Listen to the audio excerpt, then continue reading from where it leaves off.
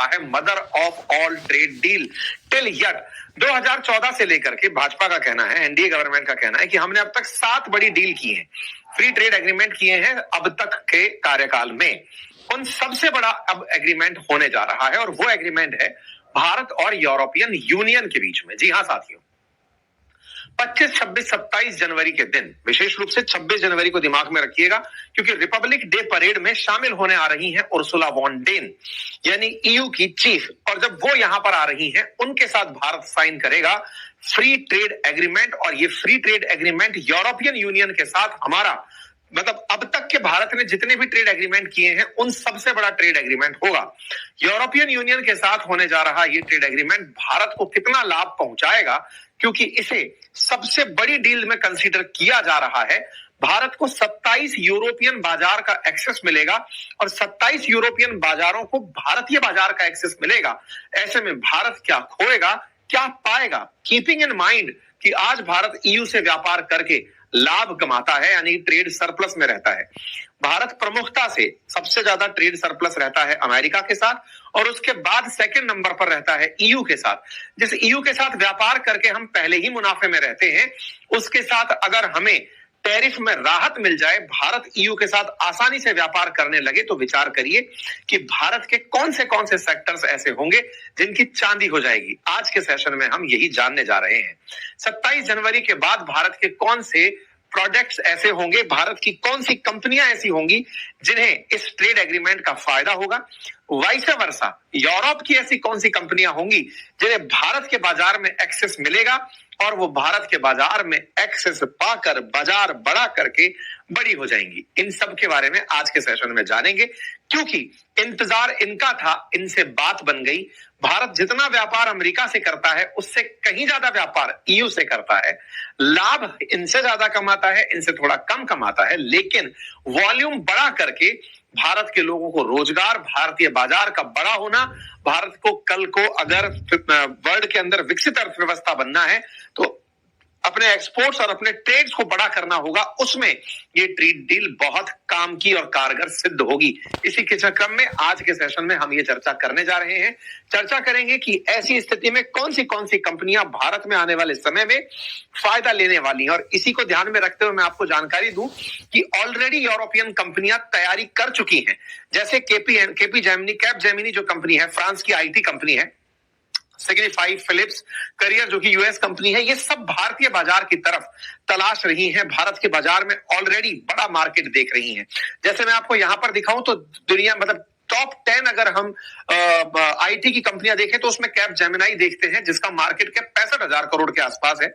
ये बाजार भारत के, मतलब ऑलरेडी इसका जो डिविडेंड पे आउट है वो 760 पर शेयर रहा है, 11,000 के आसपास इसका मतलब प्राइस चल रहा है। ये अभी तक लिस्टेड नहीं है और ये अभी अनलिस्टेड स्थिति में उपलब्ध है। ऐसे ही एक और कंपनी जिसका नाम है करियर, इसका भी हाल अभी अनलिस्टेड शेयर के रूप में चल रहा है। इसके ऊपर भी डिविडेंड जो बांटा गया है वो 35 रुपए के आसपास का प्रति शेयर बांटा गया है। ऐसे ही एक कंपनी सिग्निफाई, जिसे आप फिलिप्स के नाम से जानते थे, ये सभी वो कंपनियां हैं जो आने वाले समय में भारतीय बाजार तलाश रही। ये mother of all deal I कहां से? तो असल में हुआ ये कि हमारे जो मंत्री जी है ना, पीयूष गोयल जी, उन्होंने अनाउंस किया कि हम लोग अब जल्दी ही मदर ऑफ ऑल डील करने जा रहे हैं। इसके बाद में चर्चाएं होने लगी कि क्या भारत वाकई में ईयू के साथ फाइनल स्टेज में पहुंच गया है। देखिए, भारत ने यूके के साथ ऑलरेडी ट्रेड डील किया हुआ है। यूके जो है ना, वो यूरोपियन यूनियन को छोड़कर भागा था, जिसे ब्रेक्जिट कहा गया था।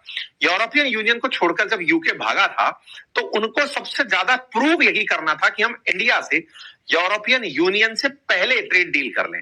यूके उस समय तक यूरोपियन यूनियन का सबसे पैसे वाला देश हुआ करता था। भारत के साथ में पिछले साल ही उन्होंने ट्रेड डील कर ली। अब ईयू को इस बात के चूने काट रहे थे कि भैया हमें इनके साथ साथ चलना है, जल्दी से भारत के बाजार को पकड़ना है, अदरवाइज यूके वाले भारत का बाजार पकड़ जाएंगे। तो इसी के चलते लगातार भारत के साथ ट्रेड नेगोशिएशंस चल रही हैं।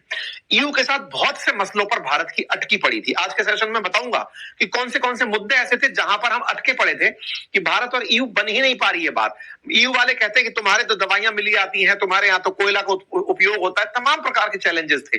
लेकिन उन सब के बावजूद कहीं ना कहीं उन लोगों को इस बात की जरूरत थी कि यूके वो जो मार्केट खा जाएगा उसे रोकने के लिए हम 27 देशों को कुछ करना होगा। इसी के चलते ईयू के साथ फ्री ट्रेड एग्रीमेंट टेबल पर चला आया और ऐसा होने में लंबा समय लगा है, लगभग 21 साल हो गए।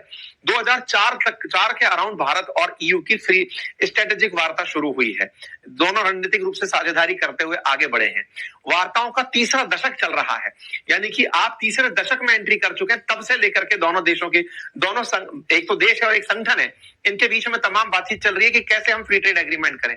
तो उस काम के लिए अब भारत को उम्मीद है 77वें रिपब्लिक डे की, जब उर्सुला वॉन डेन अपने साथी कोस्टा के साथ इंडिया पहुंच रही हैं और वो यहां पर ईयू के प्रतिनिधित्व करते हुए भारत के साथ ट्रेड डील साइन करेंगे। और ऐसा होगा तो भारत को 27 यूरोपियन यूनियन देशों का सीधा एक्सेस मिलेगा। ये सभी डेवलप्ड इकोनॉमीज हैं और ऐसे में जब डेवलप्ड इकोनॉमीज का भारत को एक्सेस मिलेगा तो हमें हाई पेइंग जो क्लाइंट है वो उपलब्ध होगा और भारत की सर्विस सेक्टर्स वहां पर बहुत अच्छे से बाजार को एक्सेस कर पाएगा। ये एक डेटा है जिसमें मैं आपको दिखा रहा हूं कि भारत 135 बिलियन डॉलर का व्यापार यूरोपियन यूनियन के साथ करता है। और इस व्यापार में अगर हम बात करें भारत के कुल व्यापार की, एक्सपोर्ट और इंपोर्ट की, तो मैं आपको बताऊं इंडिया का एक्सपोर्ट होता है यूरोपियन यूनियन को 75 बिलियन डॉलर का, ये डेटा है 24-25 का, और इंपोर्ट है 60 बिलियन डॉलर का। तो लगभग 15 बिलियन डॉलर का हमें 2024-25 फाइनेंशियल ईयर के अंदर फायदा हुआ था, ट्रेड सरप्लस रहा था। बात ओवरऑल अगर हम इकोनॉमी की करें तो भारत मर्चेंटाइज में, गुड्स में जो एक्सपोर्ट करता है वो 450 बिलियन डॉलर का करता है ओवरऑल। 437 बिलियन डॉलर का गुड्स एक्सपोर्ट करता है इंडिया और 387 बिलियन डॉलर का सर्विस एक्सपोर्ट करता है। ध्यान देने वाली बात यह है कि कोई भी देश एक्सपोर्ट और इंपोर्ट जब कर रहा होता है तो एक्सपोर्ट में गुड्स और सर्विसेज इन दोनों के अलग अलग खाने हैं। भारत गुड्स कम एक्सपोर्ट करता है सर्विस का मुकाबले में, हालांकि सर्विस का पाई अभी भी गुड्स से नीचे ही है, लेकिन सिग्निफिकेंस के हिसाब से अगर हम बात करें तो हम गुड्स इंपोर्ट ज्यादा करते हैं। भारत लगभग 900 बिलियन डॉलर का एक्सपोर्ट ओवरऑल करता है गुड्स और सर्विस मिला के, और इंपोर्ट भी 900 बिलियन डॉलर के अराउंड करता है गुड्स और सर्विस मिलाकर। जब हम गुड्स की बात कर रहे होते हैं तो लगभग 450 बिलियन डॉलर का हम गुड्स एक्सपोर्ट करते हैं और लगभग 450 बिलियन डॉलर का हम सर्विस एक्सपोर्ट करते हैं। सर्विस में चाहे फिर वो हमारी आईटी सर्विसेज हो, टेलीकॉम हो, ये तमाम चीजें सर्विस देने की जो बातें हैं वो हम प्रोवाइड कर रहे होते हैं। वैसे वर्षा जब हम इंपोर्ट कर रहे होते हैं तो बड़ी मात्रा में लगभग 750 बिलियन डॉलर के आसपास हम इंपोर्ट कर रहे होते हैं। ये मैं एक जर्नलाइज आइडिया आपको 3 सालों का दे रहा हूं ताकि आप एक एवरेज आउट करके निकाल सकें, और लगभग 250 बिलियन डॉलर के आसपास का हम सर्विस इंपोर्ट करते हैं। तो ऐसे में हम 900 बिलियन डॉलर का एक्सपोर्ट, 900 बिलियन डॉलर का इंपोर्ट, इसके तरीके से हम लगभग 20-25 से पैसा पा करके अपने देश को चला रहे होते हैं। आवश्यकता है कि हमारे एक्सपोर्ट्स बढ़े, एक्सपोर्ट बढ़े तो उसी एवज में फिर हमारे पास विदेशी मुद्रा बढ़ेगी, तो हम शायद इंपोर्ट के भी नए एवेन्यूज देख पाएंगे, हम इन्वेस्टमेंट के एवेन्यूज देख पाएंगे। इसी के लिए हमें आवश्यकता है बाजार को बड़ा करने की, हमें आवश्यकता है दुनिया के देशों में जाकर के वहां से पैसा कमा के लाने की। इसी क्रोनोलॉजी में भारत ये ट्रेड डील करने जा रहा है। बात करें ईयू के सेगमेंट में तो भारत प्राइमरीली ईयू को जो एक्सपोर्ट करता है उसमें पेट्रोलियम प्रोडक्ट्स बड़ा नंबर है, और ये ध्यान देने वाली बात है। रशिया यूक्रेन युद्ध जब से शुरू हुआ तब से भारत यूरोपियन यूनियन के लिए तेल का एक्सपोर्टर बन गया। आपने ये जानकारी पहले भी प्राप्त की होगी। भारत रशियन तेल को खरीद करके उसे रिफाइन करके और फिर यूरोप को बेचता था। हालांकि ट्रंप के प्रभाव से वो रुक गया, लेकिन हाँ 3 साल तक हमने बढ़िया पैसा कमाया है इस तरीके से। साथ में हम इलेक्ट्रॉनिक सामान, जिसमें कि हम मोबाइल, स्मार्टफोन्स की बात करें, textile, machinery, organic chemicals, iron steel, ये आयरन स्टील वाली बात ध्यान रखिएगा क्योंकि इसको लेकर के बड़ा झगड़ा होता है इंडिया और ईयू के बीच में। झगड़ा मतलब रिफ्ट चलती है इस बात को लेकर के कि आपका आयरन स्टील निकालने के लिए बहुत कोयला जलाते हो, कार्बन का पॉल्यूशन होता है और हम कार्बन फ्री होना चाहते हैं। ये बेचारे कार्बन की अभी भी पुपड़ी पकड़कर चल रहे हैं और वो ट्रंप महोदय सब कुछ छोड़ छाड़ के पेरिस क्लाइमेट डील निकल के भाग गए हैं। खैर, ऐसे में हम ज्वेलरी, फार्मास्यूटिकल, ऑटोमोटिव कंपोनेंट्स, ये सब इंडिया से यूरोप वाले मंगाते हैं, और इंडिया यूरोप से मंगाता है एयरक्राफ्ट, उसके पार्ट जैसे बोइंग जैसे विमान जो है ना, ये machinery, aircraft, electronics, medical devices, scientific instrument, और ये rough diamonds, chemicals, plastic and automobiles, जैसे जर्मनी से जर्मन कार्स जो आती हैं, ये हम सब इंपोर्ट करते हैं यूरोप से। तो ये अलग अलग सेगमेंट है। भारत वहां से अगर कहा जाए तो टेक्निकल गुड्स ज्यादा मंगा रहा है और हम यहां से रॉ मटेरियल ज्यादा एक्सपोर्ट कर रहे हैं और इसी के चलते भारत का एक्सपोर्ट वहां के काफी सारे देशों की जरूरत है और हम वहां पर बढ़िया पैसा कमा के निकालते हैं। सर्विस एक्सपोर्ट हमारा एक बड़ा नंबर है जो हम यूरोप से करके लाभ कमाते हैं। यूरोपियन यूनियन के 27 देश हैं और 23-24 का मैं उनका आपको डेटा दिखाता हूं और 24-25 का भी डेटा दिखाता हूं। भारत का इन 27 देशों के साथ में जो व्यापार है, इनमें सभी को सिग्निफिकेंट तरीके से देखने की जरूरत नहीं है। सब में से कुछ महत्वपूर्ण है, जैसे नीदरलैंड, जिसके साथ $27 बिलियन का भारत व्यापार करता है। एक्सपोर्ट करता है भारत $22 बिलियन का, इंपोर्ट करता है $5 बिलियन का। वैसे ही जर्मनी के साथ हम इंपोर्ट करते हैं $16 बिलियन का, एक्सपोर्ट करते हैं $9 बिलियन का। ऐसे ही फ्रांस, हम लगभग बराबर एक्सपोर्ट इंपोर्ट बराबर सा कर रहे होते हैं। तो ये कुछ बड़ी इकोनॉमीज है इनके अंदर जहां से हमारा व्यापार चलता है। अगर यूरोपियन यूनियन साइड से हम देखें तो ट्रेड में 22 के बाद से हम ट्रेड बेनिफिट में है यूरोप से व्यापार करके। ये जो ग्रीन पट्टी देख रहे हैं ये इंडिया कमा रहा है, लगभग $20 बिलियन, लगभग $15 billion, $20-22 billion America European union से व्यापार करके हम कमा रहे हैं। पहले नहीं कमाते थे। इसके पीछे का कारण क्या था? पहले हम तेल इनको बेचते नहीं थे, ये तेल खरीदते थे रशिया से डायरेक्ट। तो अभी हमसे ये तेल खरीदते हैं तो हम इनको तेल बेच करके पैसा कमा रहे हैं। ठीक है साहब। भारत अभी अपने देश में यूरोपियन यूनियन से काफी सारे इन्वेस्टमेंट भी लेता है। जैसे यूरोपियन इन्वेस्टमेंट बैंक जो है वो 5.1 बिलियन यूरो का हमारे देश में इंफ्रास्ट्रक्चर में निवेश कर चुकी है। यूरोपियन यूनियन की जो कंपनीज हैं, लगभग 4500 कंपनीज, वो भारत के अंदर डायरेक्ट जॉब क्रिएट कर रही हैं। भारत के साथ बड़ा ट्रेडिंग पार्टनर यूरोपियन यूनियन बनकर खड़ा हुआ है। ऐसे में अगर फ्री ट्रेड एग्रीमेंट होता है तो भारत के अंदर टैरिफ जो है वो रिमूव होते ही हमें कॉम्पिटिटिव एडवांटेज दे देगा। जैसे आज यूरोपियन यूनियन के अंदर बांग्लादेश और वियतनाम का जो प्रोडक्ट है वो आसानी से जाता है क्योंकि उनके ऊपर ड्यूटी फ्री है, उनको मतलब आराम से वो माल बेच पाते हैं। भारत अभी भी 10 से 15% के आसपास टैरिफ दे रहा होता है। अगर हमारा फ्री ट्रेड एग्रीमेंट होता है तो हम वियतनाम और बांग्लादेश को कॉम्पिटिटिव तरीके से पीछे छोड़ पाएंगे। हमारा प्रोडक्ट, इंडियन गुड्स तो अच्छे हैं ही, मतलब इंडियन जो कपड़ा है वो बहुत ही मतलब ज्यादा अच्छे से मार्केट के अंदर डिमांड पाता है।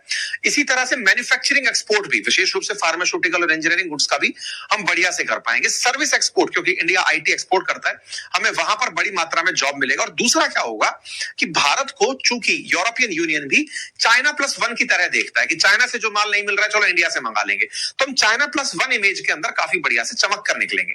ऐसे में भारत के अंदर एफडीआई का इन्फ्लो होगा। ये सारी चीजें भारत को अल्टीमेटली लाभ देने की स्थिति में होंगी। सवाल बनता है तो अब तक कहां अटके थे? तो साहब देखो, 2007 से अल्टीमेटली इन लोगों के बीच बातें चल रही थी, लेकिन इन बातों में कुछ जगहों पर चीजें अटकी हुई थी। जैसे शराब को लेकर के भारत क्या है, ऑलरेडी स्टेट गवर्नमेंट्स भी, अभी भी शराब जो है वो स्टेट का विषय है, स्टेट गवर्नमेंट उस पर बहुत सारा टैक्स वसूलती है। तो भारत में क्या है कि यूरोप की शराब की बहुत डिमांड रहती है, यूरोपियन वाइन्स की बहुत डिमांड रहती है और उस पर हम बहुत सारा टैरिफ वसूलते हैं। यूरोपियन देशों का कहना था कि स्प्रिट पर, शराब पर, इस पर आप टैक्स मत वसूलिए, थोड़ा कम करिए टैक्स। 150% लगाने का क्या लॉजिक है? ऐसे ही कई कारों पर 100% से ऊपर टैरिफ, जो कि जर्मन ऑटोमोबाइल्स हैं उनके ऊपर, हमारी जो ऑडी बीएमडब्ल्यू टाइप की गाड़ी है इनके ऊपर। तो ऐसे में इनके ऊपर टैरिफ कटौती की ये लोग मांग करते हैं कि साहब भारत के बाजार को खोलो तो हम बड़ी मात्रा में वहां पर पहुंच पाए। इसको लेकर बड़ी दिक्कतें रही हैं। साथ ही साथ डेटा सुरक्षा को लेकर भारत की आईटी कंपनियां वहां पर काम करती हैं यूरोप में, लेकिन उनको कहा यह जाता है कि आप यूरोप के लिए काम करो, डेटा सेंटर यूरोप में ही बनाओ, इंडिया में नहीं बनाओगे। इंडिया कहता है कि भाई हमारी कंपनियों को इससे बड़ा नुकसान होता है, वहां पर एक नया डेटा सेंटर बनाओ, उसका मेंटेनेंस करो, उसका रखरखाव खर्चे का विषय है। तो ये कहते हैं कि नहीं साहब, डेटा सेंटर तो आपको बनाना पड़ेगा। रीजन ये है, हम आपके डेटा नियमों पर विश्वास नहीं करते। इंडिया के डेटा नियम इतने सख्त नहीं है कि हमारा डेटा सुरक्षित रख लें, हमें विश्वास ही नहीं है। आपको अपना डेटा रखना है रखो, हम आपके देश में अपना डेटा नहीं रख सकते। इसके चलते फिर हमारे साथ काफी ज्यादा नेगोशिएशन अटका। तीसरा, भारत क्या बढ़िया मात्रा में इंजीनियर्स और डॉक्टर्स विदेशों में भेजता है, इनके यहां पर बहुत सारे नियम चलते हैं, वीजा नियम चलते हैं। तो भारत के चलते भारत अपने एक्सपोर्टर्स के रूप में सर्विस के लिए लोगों को नहीं भेज पाता है। और साथ ही साथ इंटेलेक्चुअल प्रॉपर्टी को लेकर इन्हें हमसे बड़ी दिक्कत रहती है, क्योंकि ये रिसर्च में बहुत आगे हैं और हम लोग कॉपी करने में बहुत आगे हैं। तो जेनरिक दवा भारत तुरंत तत्काल प्रभाव से यूरोप की कोई बढ़िया दवाई आती है उसको नकल करा के यहां बना देते हैं। इनको बड़ी दिक्कत होती है कि भाई आप लोग कम से कम प्रोडक्ट की कॉपी करते समय थोड़ा तो धर्म रखो इस बात का कि नकल तुरंत नहीं मारनी है। भारत कहता है नहीं, हम जेनरिक दवा दुनिया को देना चाहते हैं, ये तो हमारा नियम है। तो इस बात को लेकर काफी बार मामला उलझा है। इसके अलावा कार्बन टैक्स को लेकर के भी बहुत मामला उलझता है। 2005-4 से सोचो कि इन लोगों के बीच में स्ट्रेटेजिक बातें शुरू हुई। आज आप 2026 में सुन रहे हैं, हमारे बीच में आज तक बातचीत होते रुक जाती है क्योंकि ये मुद्दे बड़े मुद्दे बन जाते हैं। उर्सुला वॉन डेर जब पिछली बार आई थी 2025 में, उस समय पर भी इन्होंने कहा था कि भाई अब हम आखिरी पड़ाव पर हैं, हमें बातचीत करके ट्रेड नेगोशिएशन खत्म कर लेने चाहिए, क्योंकि 20-22 साल हो गए बात करते करते। इस बीच में यूके अलग हो गया, यूके अलग होकर ट्रेड डील करके चला गया, हम पीछे रह गए। तो बोले अब हमें आवश्यकता है कि तत्काल प्रभाव से हमें ट्रेड डील कर लेनी चाहिए। 24 अध्याय हैं ट्रेड डील के, 20 पर सहमति बन गई, 4 को साइड में रख लो, जिन पर बन गई उनको तो आगे बढ़ाओ। तो ऐसा करके इनके साथ ट्रेड डील की बात चल रही है। ये खुद बोलती हैं कि भाई आने वाले समय में इंडिया से होकर मिडिल ईस्ट से अगर यूरोप जाना है, तो अगर ये गलियारा बनता है तो उसमें ट्रेड डील अगर फ्री ट्रेड एग्रीमेंट के तरीके से बनता है तो बड़ा फायदा होगा। तो ऐसे में इंडिया के माध्यम से यूरोप तक जाने के रास्तों पर फिलहाल चर्चा चल रही है ना। पिछली बार बाइडेन ने आईमैक की बात की थी ना, उसी तर्ज पर यहां पर चर्चाएं चल रही हैं। अब की जब जर्मन चांसलर मर्ज जब इंडिया आए, तो वो इस बात पर प्रधानमंत्री मोदी से बातचीत करते हुए, जब अहमदाबाद में आए थे ना प्रधानमंत्री मोदी जी ने पतंग उड़वाई थी, वहां पर बातचीत करते हुए कहकर गए कि भाई साहब देखो, अब भारत को जर्मनी के साथ में आने का राइट टाइम है, हम सबको मिलकर काम करना चाहिए। वहां पर पार्टनर ऑफ चॉइस है हमारे लिए अब इंडिया, हमें तत्काल प्रभाव से फ्री ट्रेड एग्रीमेंट कर लेना चाहिए। बस, तो इस बात में देरी क्या थी, मर जाकर गए हैं। हमने अनाउंस कर दिया 16 जनवरी को, तो पीयूष गोयल जी बाहर आए, उन्होंने कहा कि अब होने जा रहा है मदर ऑफ ऑल ट्रेड। क्यों? क्योंकि अब तक जितनी भी ट्रेड डील भारत ने की है, उनमें सबसे बड़ी ट्रेड डील यही होगी जो यूरोपियन यूनियन के 27 देशों के साथ एक ही बार में हो जाएगी। इसी के चलते 27 जनवरी को आधिकारिक घोषणा का इंतजार किया जा रहा है, क्योंकि उस दिन यूरोपियन परिषद की जो प्रेसिडेंट एंटोनियो लुइस सैंटोस दा कोस्टा है और यूरोपियन आयोग की प्रेसिडेंट उर्सुला वॉन डेर हैं, वो आ रहे हैं 25 से 27 को, और उस समय वो हमारे देश में 77वें गणतंत्र दिवस के अवसर पर मुख्य अतिथि रहेंगे, और उसी समय पर इसके बारे में घोषणाएं होंगी। ऑलमोस्ट इनकी तैयारियां पूरी हो चुकी हैं, क्योंकि अब तक हमने इतनी बड़ी डील किसी देश के साथ नहीं की है, इसीलिए इसे मतलब mother of all trade deal कहा जा रहा है। ठीक है साहब, ये फ्री ट्रेड एग्रीमेंट होगा तो भारत की बड़ी मात्रा में एक्सपोर्ट्स, गारमेंट्स के सेक्टर में, लेदर के सेक्टर में, फार्मास्यूटिकल सेक्टर में बढ़िया मात्रा में एक्सपोर्ट हम यूरोपियन यूनियन को कर पाएंगे। ऐसा मानना है जो थिंक टैंक है जीटीआरआई उसका, कि भाई ऐसे में हमारे जो उधर से आने वाले निवेश हैं वो भी आसानी से आएंगे और हम भी बढ़िया से एक्सपोर्ट कर पाएंगे लगता है। और उसके ऊपर अगर 0% लगा तो भारत का जो बायलैटरल ट्रेड है ना 2000 मतलब आने वाले समय में 30% के हिसाब से ग्रो कर जाएगा। 136 बिलियन डॉलर का फाइनेंशियल ईयर 25 में है, आने वाले समय में 30% के हिसाब से बढ़ने लगेगा, तो ये बड़ा नंबर है। मतलब ये फिर 200-500 बिलियन डॉलर का जो आप ख्वाब देख रहे हो वहां पर पहुंचना आसान होगा। जो टेक्सटाइल एक्सपोर्ट है जो ऑलरेडी 37 बिलियन डॉलर का है, वो 100 बिलियन डॉलर तक पहुंच जाएगा 2030 तक। तो सोचने वाली बात है कि टेक्सटाइल सेक्टर की जो इंडस्ट्रीज है, कंपनीज हैं, उन्हें बड़ा बाजार आने वाले समय के अंदर दिख रहा है। ऐसे ही ईयू का जो भारत के अंदर इंडिया के एक्सपोर्ट में जो शेयर है वो अभी 17% है, भारत में हो सकता है बाद में बढ़ जाए। भारत अभी हमारे टोटल एक्सपोर्ट का 17% ईयू को भेजता है, लेकिन कल को अगर व्यापार के रास्ते खुलते हैं तो हम और ज्यादा भेजने लगेंगे। तो इस तरह से भारत का आने वाले समय में ईयू के साथ बाजार फायदे का विषय रहेगा। टेक्सटाइल, अपरेल, आईटी और डिजिटल सेवाएं, रत्न और आभूषण, इन सेक्टर्स में भारत का एक्सपोर्ट बढ़ेगा और ऐसा होने से हमें लाभ होगा। जहां तक बात हो कृषि और खाद्य प्रसंस्करण की, तो भारत के साथ में ईयू का एक हमेशा से बजट रहा है कि भाई साहब आप लोग ना स्वच्छता नियमों का पालन ढंग से नहीं करते हैं। कई बार ये चाइल्ड लेबर का मामला लगा देते हैं। भारत के साथ इनका कार्बन टैक्स का मामला और चलता है, वो भी मैं आपको थोड़ी देर में बताऊंगा। लेकिन जहां तक बात हो टेक्सटाइल की, तो भारत के अंदर ये कुछ कंपनीज हैं जिन्हें आने वाले समय में हो सकता है इस एक्सपोर्ट का फायदा मिले। जब मार्केट बढ़ रहा हो तो आप इन कंपनीज को देख सकते हैं। बात करें फार्मास्यूटिकल की, तो फार्मास्यूटिकल में जो top leading company stock market की हैं, उनको हो सकता है कि इस डील के साथ फायदा मिले। ये कुछ कॉमन चीजें हैं। और बात हो आईटी की, तो आईटी में हमारे ये जो कंपनीज हैं, ट्रेड डील के बाद में आपको हो सकता है इनके स्टॉक्स के अंदर बहुत अच्छे से वृद्धि होती दिखे। क्यों? क्योंकि अल्टीमेटली ये वो सेक्टर है जो डायरेक्टली इंपैक्ट होंगे इस ट्रेड डील के बाद में। आपको सकारात्मक तरीके से ये चीजें दिखाई दे सकती हैं। मैन्युफैक्चरिंग के अंदर भी बात करें तो भारत की जो तमाम कंपनियां हैं वो उनको बहुत सारा लाभ हो सकता है, क्योंकि भारत ऑलरेडी चाइना के साथ कंपटीशन में है। India China trade deal already Bharat trade deficit में चला जा रहा है। यूएस के साथ ट्रेड डील हो नहीं रही है। भारत का ट्रेड वाइडन होता जा रहा है। डेफिसिट 35 बिलियन डॉलर का 25 बिलियन डॉलर का पिछले महीने रहा है। ऐसे में भारत को आवश्यकता है कि एक्सपोर्ट बढ़ा करके कम से कम जॉब्स तो क्रिएट करे और लाभ कमा करके इस ट्रेड डेफिसिट को कम करे। इसी क्रोनोलॉजी में हम लोग लग करके फिलहाल काम कर रहे हैं। अब बात आती है कि भारत के साथ में यूरोप को जितनी भी दिक्कतें हैं, उनमें जिस दिक्कत को लेकर के बहुत ज्यादा दिक्कत है वो है भारत के ऊपर यूरोपियन यूनियन की तरफ से कार्बन टैक्स, जिसके बारे में अपोजिशन भी बात कर रहा है। कार्बन टैक्स की क्या कहानी है? असल मायने में क्या है ना, ईयू के अंदर कार्बन बॉर्डर टैक्स चलता है। क्या है ये? उन्होंने 1 जनवरी 2026 से लागू किया है। वो ये मानते हैं कि जिस उत्पाद को बनाने में कार्बन उत्सर्जन बहुत हुआ हो, जैसे आप लोग आयरन ओर निकालते हैं, लोहे का अयस्क तो खदान से निकालते हैं, लेकिन उसे स्टील में बदलने के लिए स्टील प्लांट तक लेकर जाते हैं। स्टील प्लांट में जो स्टील ग्रेड कोयला है उससे उस लोहे को पिघलाया जाता है, अशुद्धियां बाहर निकाली जाती हैं, उसे स्टील में बदला जाता है। अब आप उस स्टील को एक्सपोर्ट करते हैं। तो यूरोपियन यूनियन का यह मानना है कि आपने स्टील को बनाने में चूंकि बहुत ज्यादा पॉल्यूशन किया है, इससे कार्बन उत्सर्जन हुआ है, कार्बन उत्सर्जन पर्यावरण के लिए नुकसानदायक है, इसीलिए हम कार्बन उत्सर्जन का टैक्स वसूलेंगे। यह टैक्स भारत के स्टील एक्सपोर्ट को बाधित करेगा। तो हम लोग जब ईयू के साथ बातचीत करने जाएं तो कार्बन टैक्स को लेकर के भी बात करें, क्योंकि कार्बन टैक्स इन्होंने 1 तारीख से लागू किया है और उनको कार्बन बॉर्डर टैक्स जो है ना, उससे हमारी कई स्टील सेक्टर की जो कंपनियां उन्हें नुकसान हो सकता है। इसे समझने की जरूरत है। अपोजिशन भी इस बात को उठा रहा है कि भारत ध्यान दे कि ऐसे समय पर जब यूरोप कार्बन टैक्स की बात कर रहा है, बॉर्डर टैक्स की बात कर रहा है, तो भारत उसको लेकर के डील में सबसे ऊपर प्रायोरिटी में उसे रखे। मानकर चलते हैं कि भारत ने जब तमाम प्रकार की बातें की हैं तो इन लोगों इन चीजों को लेकर भी बात की हो, क्योंकि बहुत से मुद्दे अभी भी ऐसे हैं जो अभी अनसुलझे हैं। जैसे कृषि और डेयरी का अभी तक हमने बाहर रखा हुआ है कि भाई साहब यूरोप से बहुत सारी मात्रा में हम डेयरी उत्पाद नहीं मंगाएंगे, क्योंकि ये हमारा अपना क्षेत्र है। बहुत से ऐसे सेंसिटिव क्षेत्र हैं जहां पर हमें अभी भी लगता है यूरोप से सहमति नहीं बनी। तो 24 में से 20 सेक्टर पर हमने सहमति बना ली, बाकियों पर नहीं बनी, तो उनको हमने छोड़ कर रखा है। मानकर चल रहा है कि 25 से 27 के बीच में बड़ी ट्रेड डील हो जाएगी। और अगर ऐसा हुआ तो भारत के बाजार में, मैंने आपको लगभग एक एनालिसिस दिया है, कुछ सेक्टर्स में जो नजारा देखने को मिल सकते हैं, आप उन्हें ऑब्जर्व कर सकते हैं।